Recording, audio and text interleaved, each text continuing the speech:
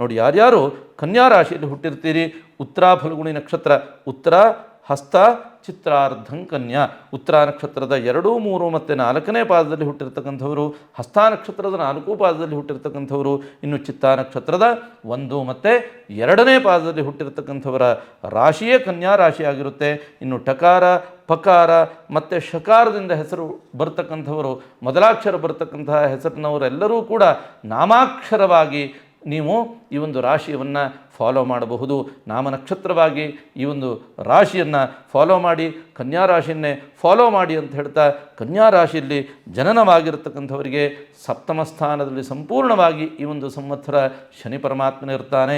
ಇನ್ನು 10 ಮತ್ತು 11ನೇ ಮನೆಯಲ್ಲಿ ಸಪ್ತಮಾಧಿಪತಿ ಮತ್ತು ಸುಖಾಧಿಪತಿಯ ಅಂತಹ ಗುರು ಸಂಚಾರವಿರುತ್ತೆ ಸಂಪೂರ್ಣವಾಗಿ ಈ ಒಂದು ಸಂವತ್ಸರದಲ್ಲಿ. ಇನ್ನು ಷಷ್ಠದಲ್ಲಿ ರಾಹು ಮತ್ತು ಪಂಚಮದಲ್ಲಿ ರಾಹು ಇರತಕ್ಕಂತಹ ಒಂದು ಸಂವತ್ಸರ ಇದಾಗಿರುತ್ತೆ. ಹಾಗಾಗಿ ಈ ಎಲ್ಲ ದೃಷ್ಟಿಯನ್ನು ಕೂಡ ಸಮಷ್ಟಿಯಾಗಿ ತಲೆಯಲ್ಲಿ ಚಿಂತನೆಯನ್ನು ಮಾಡ್ತಾ, ಖಂಡಿತವಾಗಿಯೂ ಈ ಒಂದು ರಾಶಿಯವರ ಸಂಪೂರ್ಣವಾದಂತಹ ಈ ಒಂದು ವರ್ಷ ಭವಿಷ್ಯದ ಫಲವನ್ನು ನೋಡ ಹೊರಟ್ರೆ, ನೋಡಿ, ವಿವಾಹಾಪೇಕ್ಷೆಗಳಿಗೆ ಅಂತಹ ಒಂದು ಶುಭ ಸಂವತ್ಸರವಲ್ಲ ಅಂತಲೇ ಹೇಳ್ತಕ್ಕಂಥದ್ದು. ಯಾಕೆಂದರೆ 10ನೇ ಮನೆ ಮತ್ತು 11ನೇ ಮನೆಯಲ್ಲಿ ಗುರು ಸಂಚಾರವಿರುತ್ತೆ, ಗುರುಬಲವಿರುತ್ತೆ, ಎಲ್ಲವೂ ಹೌದು. ಆದರೆ ಶನಿ ಸಪ್ತಮ ಭಾವದಲ್ಲಿರೋದರಿಂದ ಮಂದಬುದ್ಧಿಯನ್ನು ಕೊಡ್ತಾನೆ. ನಿಮ್ಮಿಂದ ಮಾಡಲ್ಪಡ್ತಕ್ಕಂಥ ಒಂದು ತಪ್ಪು ನಿರ್ಧಾರವೇ ನಿಮಗೆ ವಿವಾಹಾದಿ ಮಂಗಳ ಕಾರ್ಯಗಳು ಇನ್ನೂ ಕೂಡ ವಿಳಂಬವಾಗುವಂತೆ ಮಾಡುತ್ತೆ. ಅಥವಾ ಎಷ್ಟೋ ಜನ ಪ್ರಾಯಕ್ಕೆ ಬಂದಂತಹ ಗಂಡು ಮಕ್ಕಳು ಅಥವಾ ಹೆಣ್ಣು ಮಕ್ಕಳು ನಿಜವಾಗಿಯೂ ವಿವಾಹ ಮಾಡಿಕೊಳ್ಳುವಂತಹ ವಯಸ್ಸೇ ಆಗಿರುತ್ತೆ. ಆದರೆ ಈ ಸಮಯದಲ್ಲಿ ವಿವಾಹ ಬೇಡ, ನಾನಿನ್ನೂ ಕೂಡ ಲೈಫಲ್ಲಿ ಸೆಟ್ಲ್ ಆಗಿಲ್ಲ, ಹಾಗಾಗಿ ಸದ್ಯ ಆ ಯೋಚನೆ ಇಲ್ಲ, ಆ ಆಲೋಚನೆಗಳು ಬೇಡ ಹೇಳ್ತಕ್ಕಂತಹ ಒಂದು ಮಾತನ್ನೇ ಆಡಿಕೊಂಡು ಬರ್ತಾರೆ. ಹಾಗಾಗಿ ಆ ಸಪ್ತಮದ ಶನಿ ಪರಮಾತ್ಮನಿಗೆ ಪರಿಹಾರವನ್ನು ಮಾಡಿಕೊಳ್ತಕ್ಕಂಥದ್ದು ಒಳ್ಳೆಯದು. ಇನ್ನು ಷಷ್ಠದಲ್ಲಿ ರಾಹುವಿದ್ದಾಗ ಮಾಟ, ಮಂತ್ರ, ವಾಮಾಚಾರ ಈ ರೀತಿಯಾದಂತಹ ಒಂದು ವ್ಯವಸ್ಥೆ ಅಥವಾ ಈ ರೀತಿಯಾದಂತಹ ಒಂದು ವ್ಯವಸ್ಥೆಗೆ ನೀವು ಒಳಪಟ್ಟಿರೀ, ಜಾಗ್ರತೆ.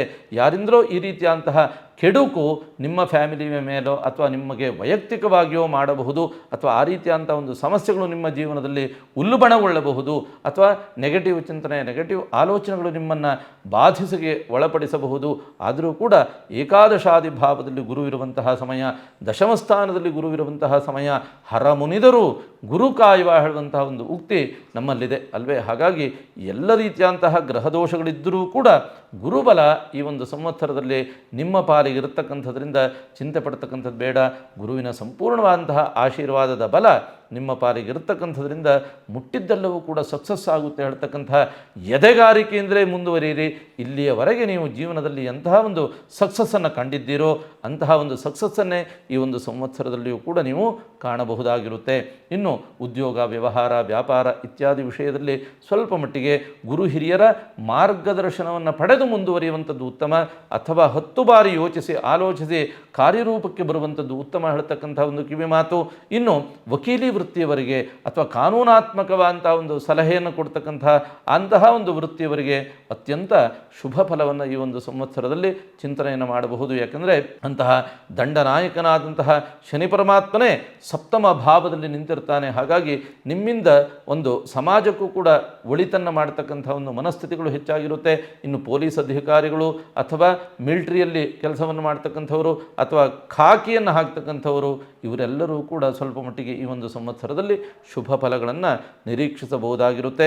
ಇನ್ನು ರಾಜಕೀಯ ವ್ಯಕ್ತಿಯವರು ಕೂಡ ಈ ಒಂದು ಸಂವತ್ಸರದಲ್ಲಿ ಸಕ್ಸಸ್ ರೇಟನ್ನು ಕಾಣ್ತೀರಿ. ಯಾಕೆಂದರೆ ಎಷ್ಟೋ ಸಂದರ್ಭದಲ್ಲಿ ಈ ಒಂದು ಸಂವತ್ಸರದಲ್ಲಿ ನೋಡಿ, ಕಾರ್ಪೊರೇಷನ್ ಚುನಾವಣೆಗಳೆಲ್ಲವೂ ಕೂಡ ಬೆಂಗಳೂರು ಮಹಾನಗರದಲ್ಲಿ ನಡೀಲಿಕ್ಕಿದೆ ಅಲ್ವೇ.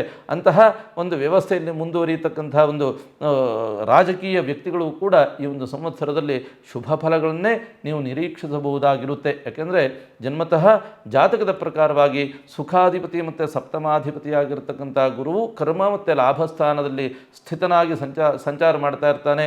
ಇನ್ನು ಸಪ್ತಮ ಭಾವದಲ್ಲಿ ಶನಿ ನಿಂತಿರತಕ್ಕಂಥದ್ರಿಂದ ಖಂಡಿತವಾಗಿಯೂ ಈ ಎಲ್ಲ ದೃಷ್ಟಿಯಿಂದ ಒಳ್ಳೆಯದೇ. ಆದರೂ ಕೂಡ ವೈರಿಗಳ ಒಂದು ಸಮಸ್ಯೆ ನಿಮ್ಮನ್ನು ಬಾಧಿಸಬಹುದಾಗಿರುತ್ತೆ ರಾಜಕೀಯ ವ್ಯಕ್ತಿಗಳಿಗೆ. ಹಾಗಾಗಿ ವೈರಿಗಳ ದಮನ, ವೈರಿಗಳ ಒಂದು ಶಮನವನ್ನು ಮಾಡಿಕೊಂಡು ವಿಶೇಷವಾದಂಥ ಒಂದು ದೃಷ್ಟಿಯನ್ನಿಟ್ಟು ನೀವು ಮುಂದುವರೆದ್ರಿ ಅಂತಂದರೆ ಖಂಡಿತವಾಗಿಯೂ ಇನ್ನು ಯಾವುದೇ ವಿಷಯದಲ್ಲಿಯೂ ಕೂಡ ನಿಮಗೆ ಹಿನ್ನಡೆಗಳು ಉಂಟಾಗೋದಿಲ್ಲ. ಚಿಂತೆ ಪಡ್ತಕ್ಕಂಥದ್ದು ಬೇಡ. ಒಟ್ಟಾರೆ ಈ ಒಂದು ಕನ್ಯಾ ರಾಶಿಯವರು ಸಮಷ್ಟಿಯಾಗಿ 5, 14 ಮತ್ತು 23ನೇ ತಾರೀಕನ್ನು ಹೆಚ್ಚಾಗಿ ಫಾಲೋ ಮಾಡ್ತಕ್ಕಂಥದ್ದು ಒಳ್ಳೆಯದು. 5, 3, 6 ಮತ್ತು 8 ಈ ಒಂದು ನಂಬರ್ನ ಹೆಚ್ಚಾಗಿ ಫಾಲೋ ಮಾಡುವಂಥದ್ದು ಒಳ್ಳೆಯದು. ಕೆಂಪು ಮತ್ತು ಹಸಿರು ಬಣ್ಣವನ್ನು ಹೆಚ್ಚಾಗಿ ಫಾಲೋ ಮಾಡುವಂಥದ್ದು ಒಳ್ಳೆಯದು.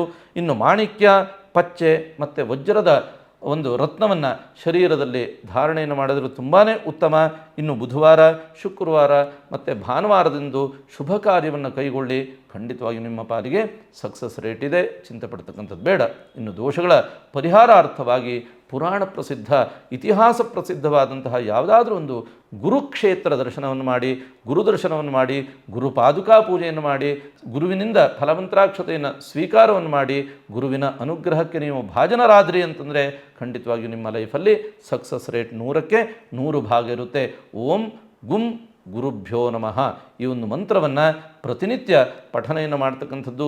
ಇನ್ನು ಪ್ರತಿನಿತ್ಯ ಸುಲಭವಾಗಿಯೂ ಕೂಡ ನೀವು ಪರಿಹಾರವನ್ನು ಮಾಡಿಕೊಳ್ಬಹುದು. ಗುರುವಿನ ಅನುಗ್ರಹ ಆಶೀರ್ವಾದದ ಬಲವನ್ನು ನೀವು ಸುಲಭವಾಗಿ ಪಡೆದುಕೊಳ್ಬಹುದು. ಪ್ರತಿನಿತ್ಯ ಗೋವನ್ನು ಸಾಕಿದಂಥವರಿದ್ದರೆ, ಯಾಕೆಂದರೆ ಹಳ್ಳಿಗಾಡಿನವರಾದರೆ, ರೈತಾಪಿ ವರ್ಗದವರಾದರೆ ಗೋವು ಮನೆಯಲ್ಲೇ ಇರುತ್ತೆ ಅಲ್ವೇ, ಕೊಟ್ಟಿಗೆ ಇರುತ್ತೆ. ಹಾಗಾಗಿ ಪ್ರತಿನಿತ್ಯ ಗೋವಿನ ಮುಖದರ್ಶನವನ್ನು ಮಾಡಿ, ಗೋಪೂಜೆಯನ್ನು ಮಾಡಿ, ಗೋವಿಗೆ ಗ್ರಾಸವನ್ನು ಕೊಡಿ ಪ್ರತಿನಿತ್ಯ. ಇದರಿಂದ ನೀವು ಶುಭ ಫಲಗಳನ್ನು ಕಾಣಬಹುದು.